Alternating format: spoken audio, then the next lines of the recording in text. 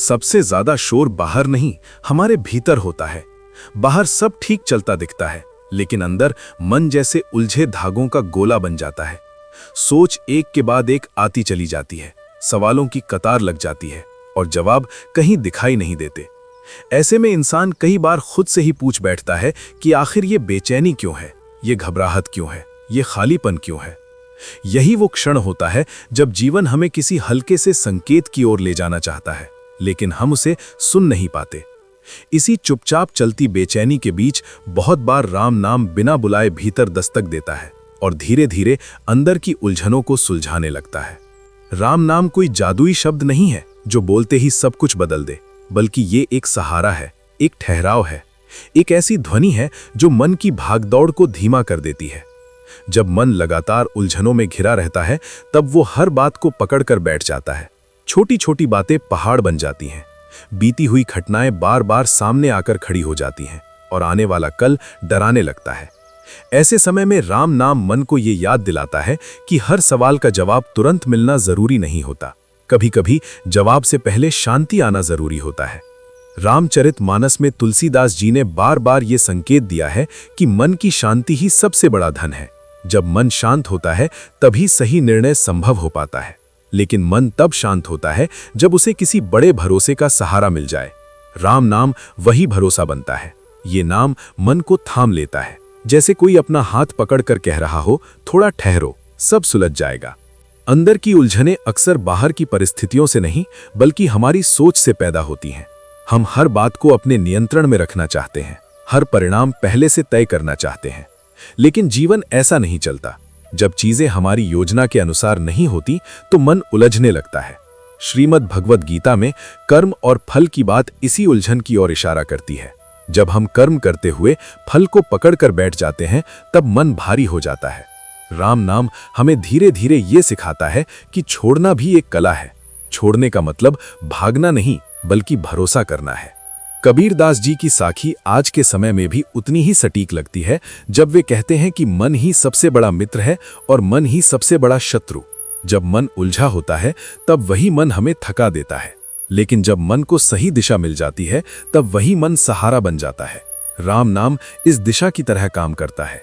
ये मन को ये एहसास दिलाता है कि हर विचार सत्य नहीं होता, हर डर वास्तविक नहीं होता। धीरे धीरे जब राम नाम मन में उतरने लगता है तो अंदर की आवाज बदलने लगती है। पहले जो आवाज कहती थी कि तुमसे नहीं होगा, अब वही आवाज कहने लगती है कि कोशिश तो करो। पहले जो आवाज हर समय शिकायत करती थी, अब वही आवाज सवाल करने लगती है, क्या वाकई ये इतना बड़ा है? यही सवाल उलझनों को ढीला करना शुरू करता है, जैसे गांठ अपने आप खुलने लगती हो। सूरदास जी के पदों में ये भाव मिलता है कि जब मन प्रभु के नाम में रम जाता है तब संसार का बोझ हल्का हो जाता है। इसका अर्थ ये नहीं कि जिम्मेदारियां खत्म हो जाती हैं, बल्कि ये कि उन्हें उठाने की ताकत बढ़ जाती है। अंदर की उलझनें तब पैदा होती हैं जब हम खुद को अकेला महसूस करते हैं। राम नाम उस अकेलेपन को तोड़ता है। ये मन को ये एहसास कराता है कि तुम अकेले नहीं हो, कोई साथ है, भले दिखाई न दे। राम नाम के साथ सबसे बड़ा परिवर्तन ये आता है कि मन वर्तमान में रहना सीखने लगता है। उलझनें ज्यादातर या तो बीते कल से जुड़ी होती हैं या आने वाले कल से। जब मन वर्तमान में टिकता है तो उलझनें अपने आप कम होने लगती हैं। उपनिषदों में आत्मा के साक्षी भाव की बात आती है, देखने वाला बन जाना। राम नाम मन को यही साक्षी भाव सिखाता है। विचार आते हैं, जाते हैं, लेकिन मन उनसे चिपकता नहीं।